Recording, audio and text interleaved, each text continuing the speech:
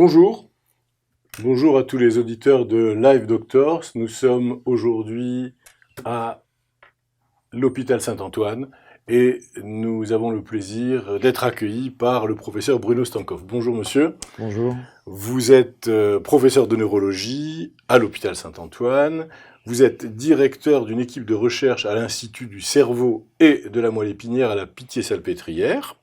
Vous êtes ancien interne des hôpitaux de Paris, vous êtes ancien chef de clinique et vous êtes docteur en sciences, spécialiste des neurosciences et de l'imagerie du système nerveux central. Je n'ai rien oublié. Non, c'est parfait. Merci à vous de nous accueillir dans votre bureau et de prendre un peu de votre temps pour que nous parlions d'un sujet que vous dominez parfaitement et qui est un sujet qui reste un peu mystérieux pour l'ensemble de nos téléspectateurs. Je veux parler de la sclérose en plaques. On lit beaucoup de choses sur la sclérose en plaques. On entend parler de plus en plus de cette affection, mais il est bon qu'un spécialiste comme vous nous donne la définition précise de la sclérose en plaques. Alors, la sclérose en plaques, c'est une maladie neurologique qui touche le système nerveux central. C'est une maladie inflammatoire qu'on considère comme une maladie auto-immune, c'est-à-dire une agression du système immunitaire contre son propre système nerveux. Et c'est aussi une maladie qu'on dit démyélinisante, c'est qu'elle touche avec prédilection une structure du système nerveux qu'on appelle la gaine de myéline, qui est en fait une structure qui entoure les fibres nerveuses et qui leur permet de conduire l'influx nerveux de façon beaucoup plus rapide et avec une économie d'énergie. Donc la sclérose en plaques, ce sera une atteinte inflammatoire de cette gaine de myéline qui va conduire à des symptômes neurologiques en rapport avec un défaut de conduction nerveuse dans les régions qui ont été démyélinisées. C'est pour cela qu'on dit que c'est une maladie inflammatoire démyélinisante du système nerveux central. Connaît-on la cause ? Comme souvent dans ces maladies, on a des hypothèses, mais on ne connaît pas la cause précise de la maladie. On ne sait pas quel est le facteur précis, ou en tout cas on ne l'a pas identifié, qui va déclencher la maladie à un instant donné. On a cependant des hypothèses. On pense que c'est une maladie, comme je le disais, qui est auto-immune, qui répond à certains facteurs liés à l'environnement, qui sont en voie de démembrement, et qui survient avec prédilection chez certains sujets qui ont une sorte de susceptibilité à développer cette maladie, en particulier un fond génétique de susceptibilité, bien que ce ne soit pas une maladie héréditaire proprement dite.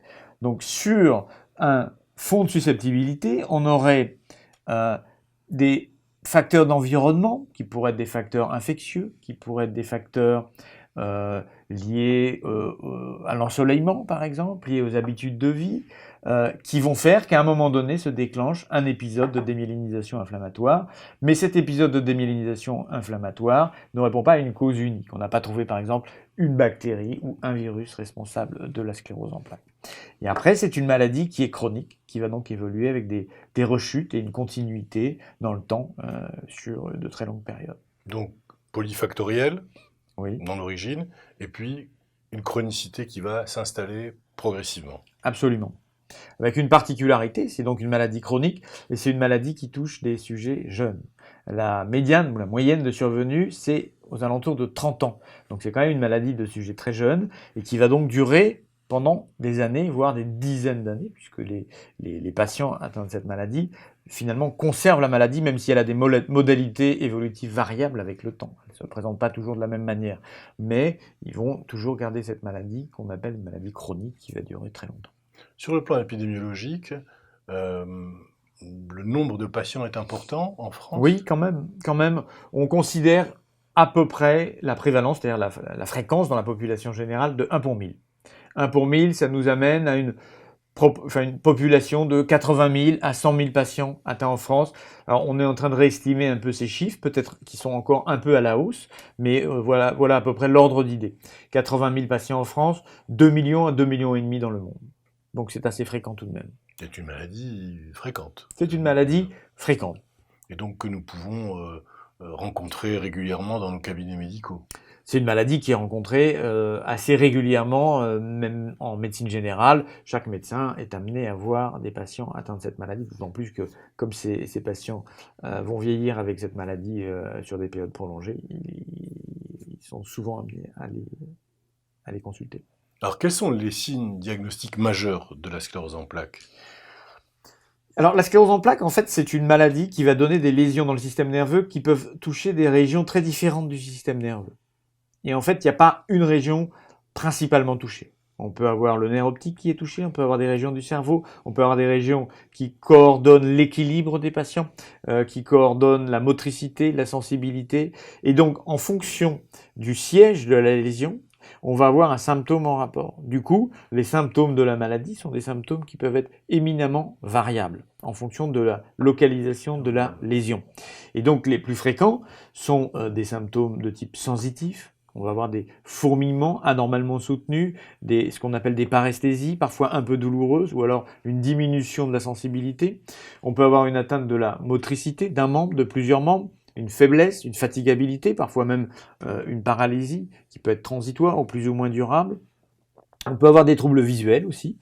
Un mode d'entrée assez fréquent dans la maladie, c'est une atteinte du nerf optique qui peut donner ce qu'on appelle une neuropathie optique, qui donne une douleur de l'œil avec une gêne visuelle, une petite baisse d'acuité visuelle, un flou visuel, une difficulté à voir les couleurs.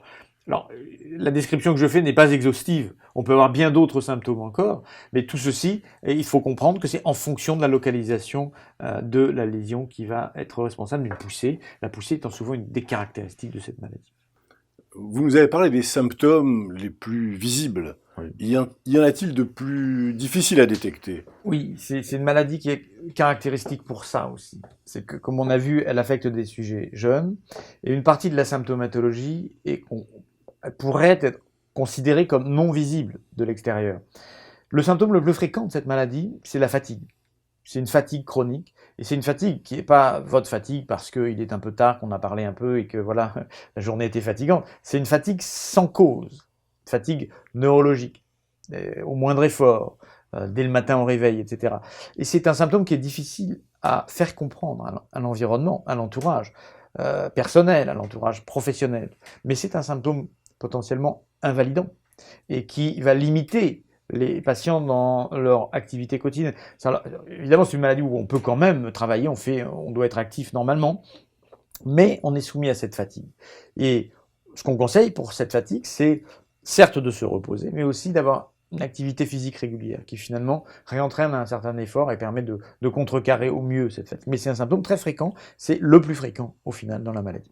Alors on a aussi d'autres symptômes qui sont parfois des troubles de l'humeur, des phases de dépression, qui sont peut-être même plus marquées que dans d'autres maladies neurologiques et qui sont souvent un peu sous-estimées par l'entourage, puisque c'est non spécifique d'une certaine manière. Ou encore, on peut avoir une certaine lenteur à traiter des informations. Quand on a plusieurs informations à traiter en même temps, avec un rythme rapide, on peut avoir un petit peu de ralentissement dans le traitement de ces informations-là. Ça ne veut pas dire qu'on est moins performant. Le plus souvent, on a des performances assez bien maintenues, parfois un petit peu altérées, mais le plus souvent bien maintenues. Mais on est un tout petit peu moins rapide. Et on processe moins rapidement les informations, ou on processe moins bien les informations multiples. Et donc tout ça, c'est des symptômes assez peu visibles, mais qui, sur la vie quotidienne, professionnelle ou personnelle, peuvent avoir un impact sans avoir été bien compris par l'entourage. Donc, je vois un patient dans mon cabinet, il y a des signes d'appel, je vais vous l'envoyer. Comment allez-vous objectiver ce diagnostic? Quels sont les moyens que vous avez à votre disposition pour confirmer ce diagnostic? Alors, pour affirmer le diagnostic, on se retrouve devant un patient qui présente des symptômes évocateurs comme on les décrivait juste avant. On attribue ces symptômes à une atteinte du système nerveux central. Et après, plusieurs éléments. Pour affirmer le diagnostic de sclérose en plaques, il faut qu'on puisse affirmer le côté un peu disséminé de la maladie. Ce n'est pas un épisode isolé qui va survenir une seule fois à un seul endroit. C'est une maladie qui potentiellement va générer une évolutivité des lésions ou des rechutes. Et donc pour ça, on s'aide énormément de l'imagerie.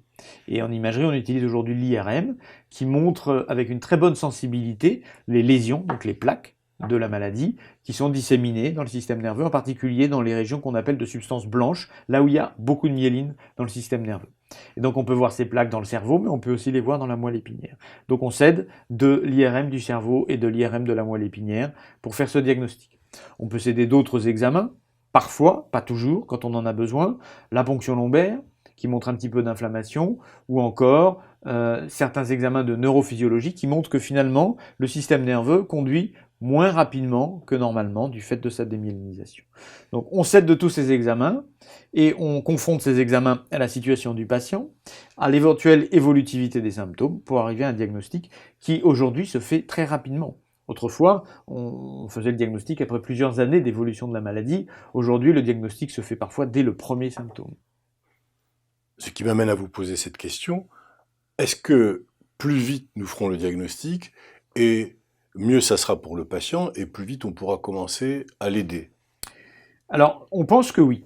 On pense que oui, on pense que la phase initiale de la maladie est importante parce qu'elle est accessible à des traitements et que si on agit suffisamment efficacement à cette phase initiale de la maladie, on retardera les phases plus tardives qui peuvent être les phases plus invalidantes de la maladie, qui peuvent être responsables de la progression du handicap neurologique. Donc c'est une maladie très longue, c'est pas facile à mettre en évidence chez un sujet donné puisque ça va évoluer sur des dizaines d'années, mais on a beaucoup d'arguments pour penser que le traitement assez précoce de la maladie va avoir un impact prolongé. Un impact précoce, certes, mais aussi un impact prolongé. D'où l'intérêt de ce diagnostic de plus en plus précoce et de lignes de traitement qu'on utilise de plus en plus largement à la phase initiale de la maladie. Alors, quel est le traitement de la sclérose en plaques? Alors, il n'y a pas un traitement de la sclérose en plaques. La première chose qu'il faut juste peut-être rappeler ou préciser, c'est que la présentation évolutive de la maladie n'est pas toujours la même. On distingue une présentation évolutive par poussée, c'est-à-dire l'apparition de symptômes neurologiques qui vont durer quelques heures, quelques jours en général, quelques jours à quelques semaines, de façon inhabituelle et qui pourront régresser plus ou moins complètement, parfois laissent des petites traces. Donc cette phase à pousser, c'est le mode d'entrée dans la maladie dans à peu près 85% des cas. C'est la phase initiale la plus fréquente. Plus rarement, on a des patients qui débutent avec ce qu'on appelle une phase progressive, insidieuse, sans pousser, avec une gêne neurologique qui s'installe et qui peut progresser petit à petit d'elle-même sans pousser. Cette phase est plus difficile à traiter. Et puis, il faut distinguer aussi qu'avec le temps, après des années ou des dizaines d'années d'évolution, certains malades qui avaient des poussées au départ vont évoluer selon un mode plus progressif secondaire. Alors, tout ça pour expliquer où nous traitons, quand nous traitons. Nos traitements aujourd'hui sont essentiellement efficaces à la phase initiale, rémitante, évoluant par poussée. Et on a aujourd'hui de nombreuses lignes de traitement qui sont actives pour prévenir l'apparition de ces poussées. On a à peu près, aujourd'hui on a 13 molécules qui ont été approuvées, on va dire, par les autorités. Ces molécules peuvent être des traitements qu'on appelle de première ligne, c'est-à-dire qu'on utilise d'emblée au début de la maladie, ou de seconde ligne, qu'on utilise en recours quand un premier traitement n'est pas assez efficace, ou quand la maladie est trop agressive. Et on utilise ces traitements assez largement et ils préviennent de façon efficace l'apparition de poussées. On a entre 30 à 80% de réduction de la fréquence des poussées. Donc on a largement espacé la survenue de ces poussées. Alors le corollaire de ça, c'est que moins de poussées, c'est aussi moins de séquelles neurologiques à terme et donc moins de handicaps qui s'accumulent avec le temps. Donc c'est en cela qu'un traitement assez précoce est précieux puisqu'il va empêcher ces séquelles de s'accumuler. Là où on est dans une situation un peu plus difficile, c'est pour traiter les composantes progressives dont je vous ai parlé, progressives d'emblée ou progressives secondaires. On fait beaucoup de recherches dans ce domaine parce que les médicaments qui sont actifs sur la prévention des poussées sont beaucoup moins actifs ou peu actifs sur ces phases progressives de la maladie. En gros, ces médicaments qui préviennent les poussées agissent sur l'inflammation, sur la phase inflammatoire de la maladie. Et on pense que cette phase progressive, elle est petit à petit disconnectée de l'inflammation, elle évolue sur son propre compte, selon ce propre compte, comme une maladie un peu dégénérative. Et à ce moment-là, il nous faudrait d'autres stratégies de traitement pour aussi prévenir cette progression. Et c'est l'un des enjeux de la recherche actuelle. La recherche a énormément progressé pour la mise en place de traitements de la phase à pousser, de la phase inflammatoire. Et aujourd'hui, nous poussons les recherches pour aussi prévenir la dégénérescence associée qui ne répond pas totalement à cette phase inflammatoire. Donc vous avez 13 molécules à votre disposition Oui. aujourd'hui. Rapidement, sans les citer toutes, quelle est leur action principale et quelles sont-elles? Alors il y a des molécules qu'on appelle des immunomodulateurs. Les immunomodulateurs, c'est des médicaments qui vont jouer sur le système immunitaire pour le rendre moins agressif. vis-à-vis des auto-antigènes, de la myéline. Donc ça n'empêche pas les défenses immunitaires, ça ne les atténue pas, mais ça les module de façon à ce que la composante agressive soit diminuée et la composante un peu bénéfique, puisqu'il y a une composante bénéfique de cette immunité, soit maintenue, voire augmentée.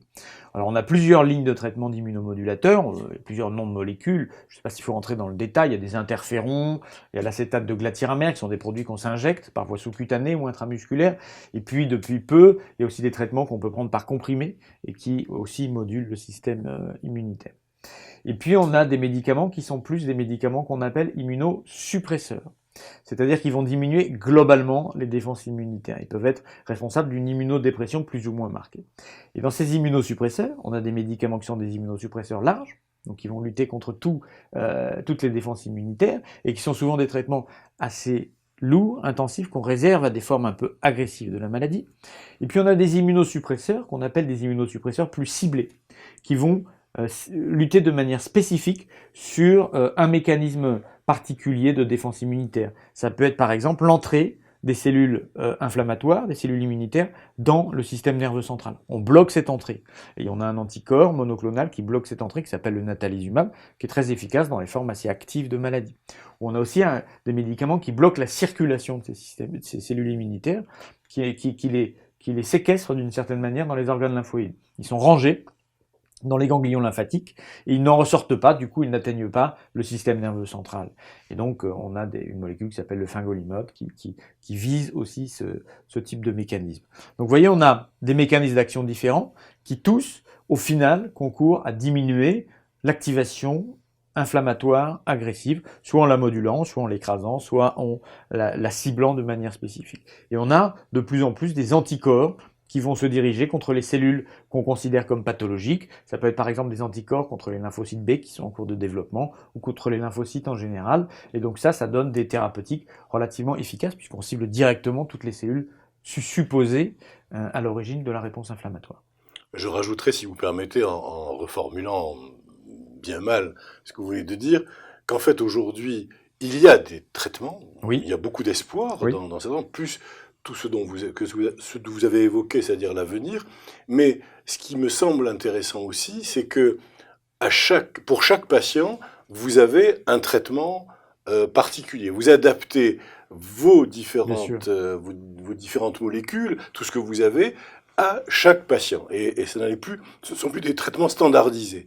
C'est-à-dire qu'on a des traitements qui sont avec des règles d'utilisation globales, et dans notre pratique, évidemment, on adapte le traitement au profil patient et au profil d'activité de la maladie du patient.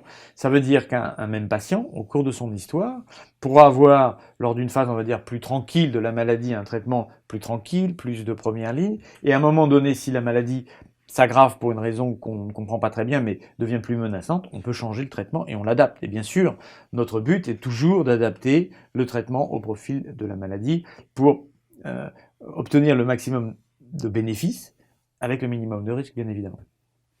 Donc, nous avons à notre disposition un certain nombre de traitements efficaces.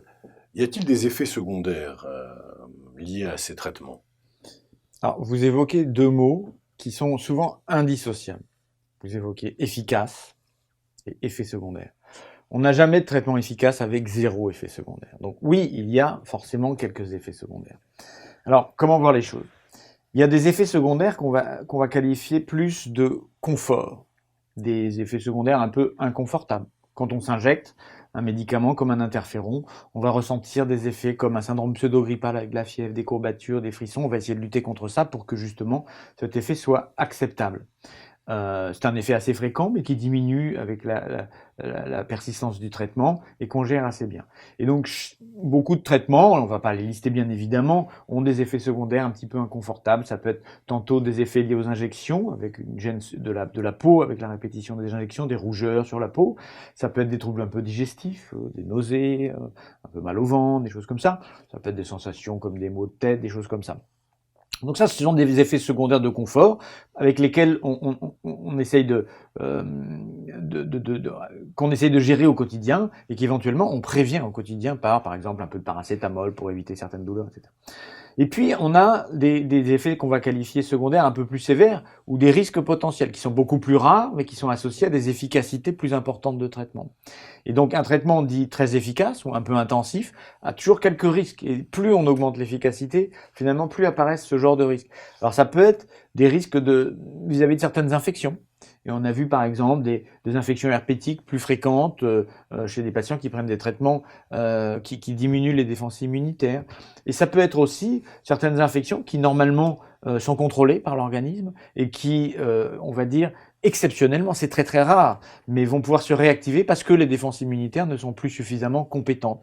Et on a eu comme ça, avec certains traitements qui ciblent notamment le passage des cellules inflammatoires au travers de la barrière entre le sang et le cerveau, on a eu des cas d'encéphalite virale qui pouvaient survenir et qui pouvaient être graves, qu'on appelle des leucoencéphalites multifocales progressives.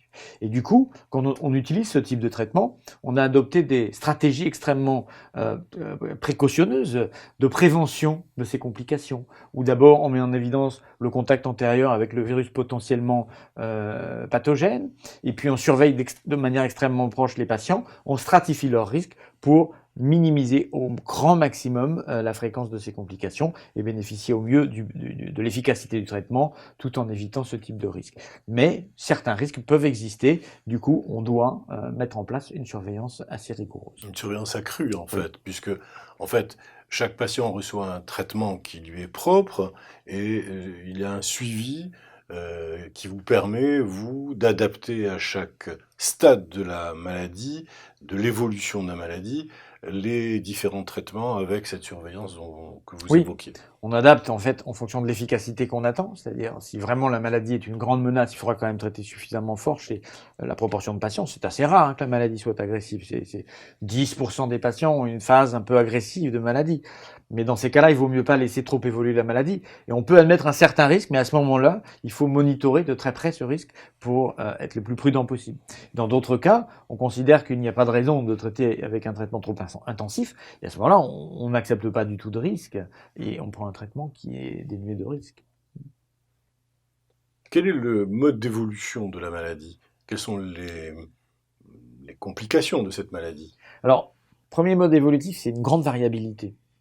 C'est-à-dire que la fréquence, par exemple, des poussées est très rare, variable d'un patient à l'autre. On a des patients qui pourront présenter plusieurs poussées dans une même année, d'autres patients qui font une poussée tous les 2 ans ou tous les 5 ans, voire tous les 10 ans. On a même des patients qui viennent au bout de 20 ans, qui disent « il y a 20 ans, j'ai fait une poussée, puis depuis plus rien ». Donc vous voyez, il y a une extrême variabilité de la maladie.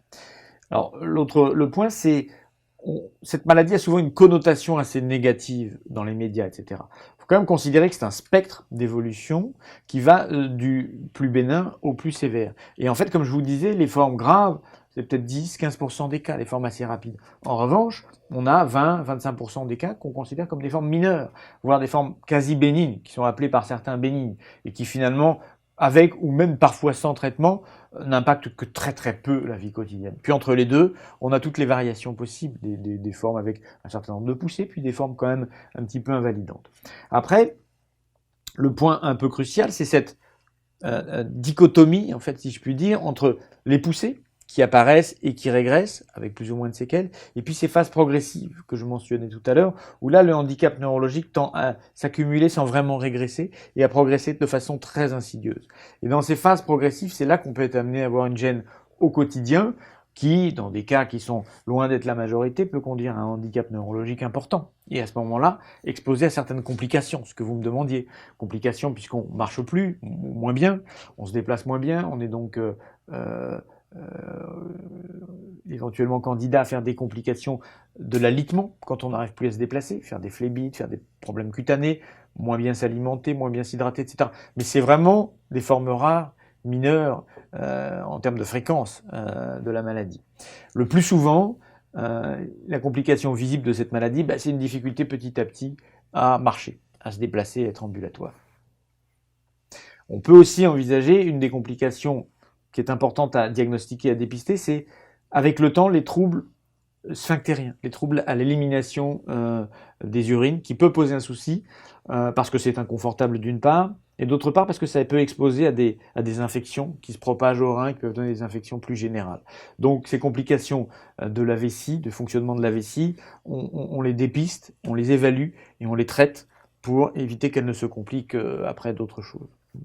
Vous avez évoqué rapidement l'importance, en tout cas l'apparition de facteurs environnementaux dans la genèse de la maladie. Oui. Et ça, c'est ma première question, si vous pouvez vous en dire plus.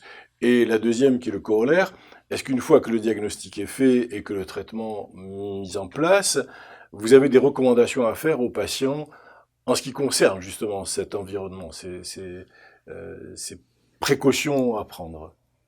Alors, il y a certains facteurs environnementaux qui ont effectivement été identifiés. Vous allez le voir, ce n'est pas des facteurs très spécifiques de la maladie. Dans les facteurs, on a identifié par exemple le virus de la mononucléose infectieuse qu'on appelle le virus d'Epstein-Barr, qui est plus fréquemment retrouvé chez les patients atteints de sclérose en plaques que dans la population générale. Quel rôle joue-t-il? On ne sait pas exactement encore, mais c'est potentiellement un facteur lié à l'environnement, une infection virale. On a aussi l'ensoleillement. On sait maintenant que l'ensoleillement est associé à la genèse de vitamine D et que si on manque de soleil, qu'on manque de vitamine D, on aura plus fréquemment la maladie. Et la maladie est d'ailleurs associée à des régions géographiques qui sont pas toujours les mêmes. On a ce qu'on appelle un gradient géographique. La maladie est plus fréquente dans les régions un peu tempérées, nordiques, par exemple au nord de l'Angleterre qu'au sud de l'Angleterre, au nord de la France qu'au sud de la France. Il y a un gradient comme ça qui se superpose grosso modo, au niveau d'ensoleillement et au taux de vitamine D. On trouve beaucoup moins cette maladie dans les régions équatoriales, par exemple. Donc l'ensoleillement, la vitamine D, mais vous voyez qu'on n'est pas sur des choses très spécifiques. On a comme facteur d'environnement aussi le tabagisme, la consommation de sel, peut-être l'obésité. Vous voyez, on est peut-être des nuits trop courtes, des choses comme ça. Donc on est sur des choses assez peu spécifiques, mais qui peuvent concourir à favoriser l'émergence de la maladie. Alors qu'est-ce qu'on peut recommander devant des choses aussi peu spécifiques? On peut recommander d'arrêter de fumer, ça c'est sûr. On peut recommander de prendre un peu le soleil ou de prendre un peu de vitamine D, ça c'est à l'étude dans des essais thérapeutiques réels. On peut recommander de faire de l'exercice physique. Ça c'est important.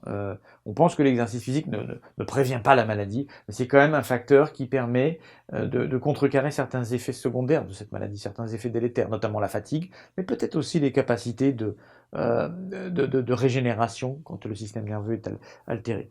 Donc voilà ce qu'on peut recommander. C'est pas des modifications drastiques du mode de vie, en tout cas pas de régime drastique, pas de carence. Pas de régime avec des carences alimentaires particulières. En tout cas, ça n'a jamais été prouvé efficace. Certains préfèrent suivre un régime, et pourquoi pas, chacun peut s'adapter, mais on n'a pas de recommandation générale sur un régime à donner. Alors un point qu'on peut aborder aussi, qui n'est pas vraiment un facteur d'environnement, mais c'est comme c'est une maladie qui touche plus souvent des femmes et des femmes d'âge jeune, c'est quel comportement face à la grossesse. Et pendant longtemps, on s'est posé la question de l'impact de la grossesse sur cette maladie. Maintenant, on a des réponses très claires là-dessus.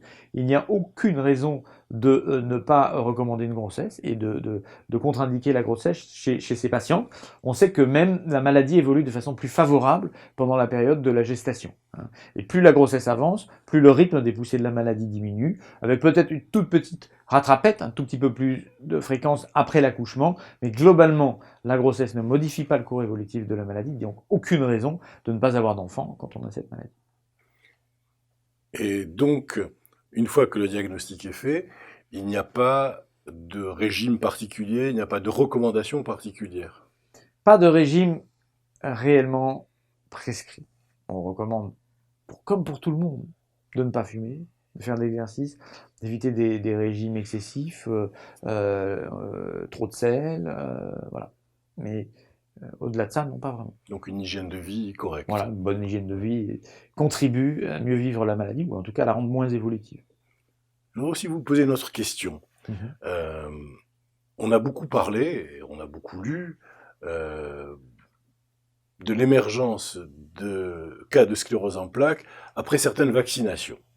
Oui. Est-ce qu'aujourd'hui, vous êtes en mesure d'avoir quelques réponses. On est en mesure d'avoir quelques réponses, mais ça n'a jamais empêché que la question ressurgisse depuis 15 ans maintenant ou 20 ans. Mais ce qu'on peut dire, c'est que les études, et avec la puissance des études qu'on a pu faire, n'ont jamais montré de lien statistique, épidémiologique, entre des vaccinations et la sclérose en plaques.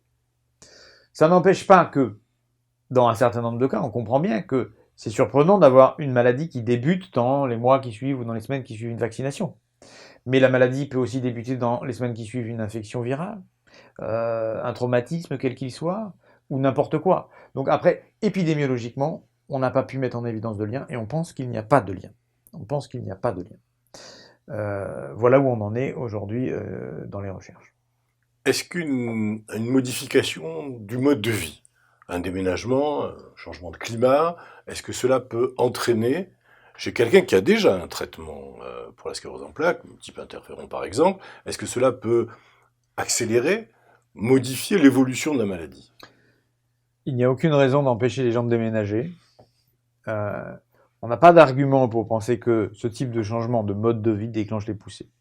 On n'a pas non plus d'argument clair pour penser que le climat influence la fréquence des poussées. Après, la question plus générale derrière ça, excusez-moi, c'est quels sont les déclencheurs de poussées? En fait, on les a pas vraiment bien identifiés. Les questions qui se posent, c'est est-ce que certaines infections qui pourraient être véhiculées, alors elles-mêmes dans un climat un peu plus frais, etc., peuvent être associées à une fréquence plus élevée de poussées. Les études ne sont pas toutes concordantes, mais peut-être qu'après un épisode infectieux, c'est vrai, on a tendance à avoir une petite augmentation de la fréquence des poussées. Deuxième point, et grande question, qui reste une question ouverte, le lien entre le stress et le déclenchement de cette poussée. C'est une question ouverte. Certaines études semblent suggérer que des stress, parfois un peu importants, peuvent être porteurs de poussées plus fréquentes.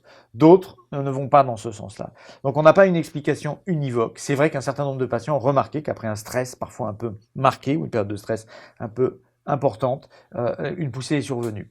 Est-ce que ce stress n'était pas associé à plein d'autres facteurs qui ont aussi concouru à développer cette poussée? C'est une question ouverte, mais ça reste une question de recherche réelle. Est-ce que le stress est un facteur associé au déclenchement des poussées? En revanche, ce qu'on peut dire, c'est vrai que rien ne sert d'être trop stressé et se relaxer ne fait pas de mal. Vous nous avez présenté un tableau assez exhaustif de la sclérose en plaques, vous avez parlé des traitements actuels, et vous avez évoqué rapidement les pistes d'avenir. Et je sais, par votre double cursus, puisque vous êtes patron d'un institut de recherche et en même temps clinicien, que vous êtes au cœur même de cette problématique. Pourriez-vous nous en dire un peu plus? Un grand enjeu, c'est maintenant de comprendre et de prévenir la dégénérescence. Donc, comment protéger les neurones de cette dégénérescence? Comment favoriser la réparation des gaines de myéline qui ont été touchées, détruites au cours de la maladie?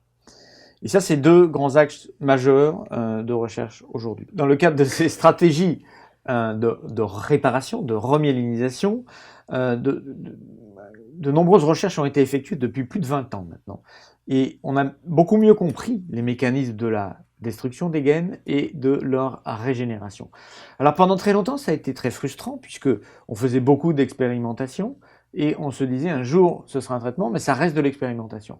Aujourd'hui, la réalité est qu'on n'a pas encore de traitement validé sur la régénération des gaines de myéline, mais on a passé un cap très important, c'est qu'on a identifié les stratégies de traitement et on est au stade des essais cliniques. C'est-à-dire que maintenant on développe des essais cliniques chez les patients pour mesurer pour valider quelle serait la meilleure stratégie pour réparer la gaine de myéline, soit en facilitant sa régénération spontanée, puisqu'il y a des capacités de régénération chez les individus, mais qu'elles sont insuffisantes, soit en important des cellules de l'extérieur qui favoriseraient une réparation qu'on appelle exogène. Ça, c'est une stratégie qui est un petit peu plus à long terme, mais aujourd'hui, on considère qu'il y a plus d'une trentaine de molécules qui sont candidates à des essais de phase 2, c'est-à-dire des essais d'études thérapeutiques en phase précoce.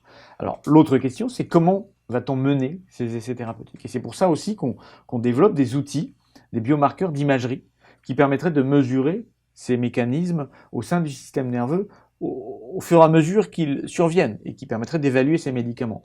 Et donc on a, par exemple, dans notre équipe, travaillé sur des méthodes d'imagerie, de la remyélinisation, qui seraient adaptables à des essais thérapeutiques, ou encore des études d'imagerie de la dégénérescence des neurones, de leur pathologie, ou de l'inflammation associée à ces neurones. Donc on développe des méthodes d'imagerie spécifiques qui permettront de mesurer en temps réel l'effet de drogue qui cible chacun de ces mécanismes dans des essais thérapeutiques. Voilà les principales voies de traitement, de recherche, sachant que pendant 20 ans, on a aussi évidemment fait, et on continue à faire beaucoup de recherches sur les mécanismes inflammatoires, mais là je vous disais, on a déjà maintenant de nombreuses molécules qui ont été validées. En fait, c'est un message d'espoir que vous apportez. C'est un message d'espoir, bien sûr. Les choses sont jamais aussi rapides qu'on ne le voudrait, mais vraiment, on a une phase de transition entre les concepts et leur mise en application dans des essais thérapeutiques, et on a toute raison de penser que dans les années qui viennent, on va avoir plusieurs succès thérapeutiques sur la régénération des gaines de myéline ou sur la protection des neurones. Professeur Bruno Stankov, c'est une merveilleuse conclusion. Je voudrais vous remercier. Merci à au nom vous. de toute l'équipe de Live Doctor, mais au nom de tous les téléspectateurs qui vous auront suivi avec beaucoup d'intérêt. Vous avez apporté avec beaucoup de clarté des explications parfaites sur la sclérose en plaques. Nous nous sommes servis de votre double cursus de chercheur et de professeur de médecine. Merci à vous. Merci, je vous en prie.